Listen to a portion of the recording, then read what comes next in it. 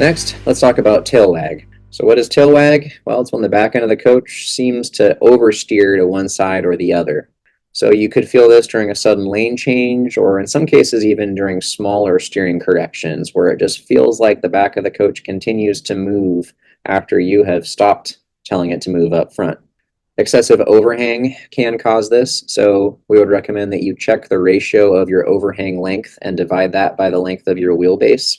So typically for a Class A gas coach with front engine, we would want to see somewhere closer to 60% or less overhang.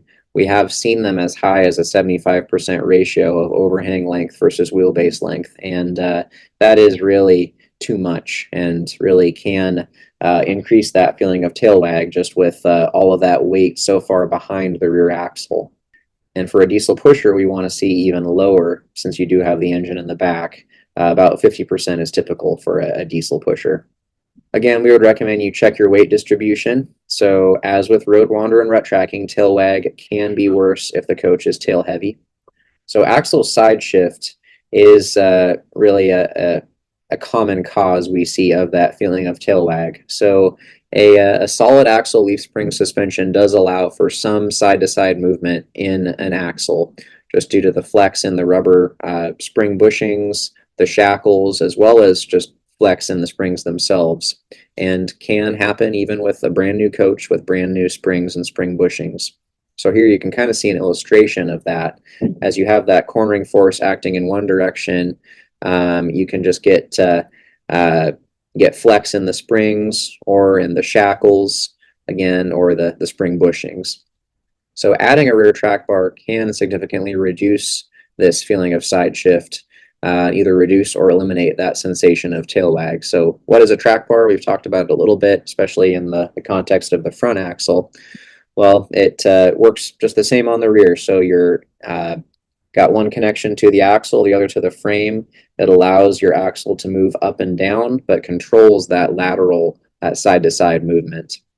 Now here we actually took our Sprinter 3500, put a marker on the rear suspension, then referenced a chunk of tape measure on the bump stop, and just pushed on the back of the coach. And there's a very noticeable difference in both cases here. So let's take a look at that.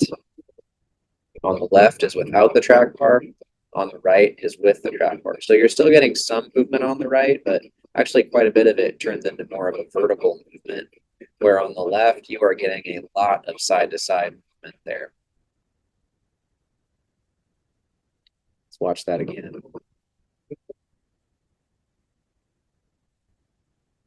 Over an eighth of an inch movement side to side there before, probably closer to quarter inch. So we've talked about tire squirm and flex as well. So tire sidewall flex can lead to that sensation of a tail wag. If you can adjust your tire pressure higher, that can reduce this. Also, again, we talked about block tread versus more of a ribbed tread. Same concept here, where if you just have more movement allowed in the rubber, then that can lead to more of that feeling of tail wag, or running more of a ribbed highway tire will reduce that sensation.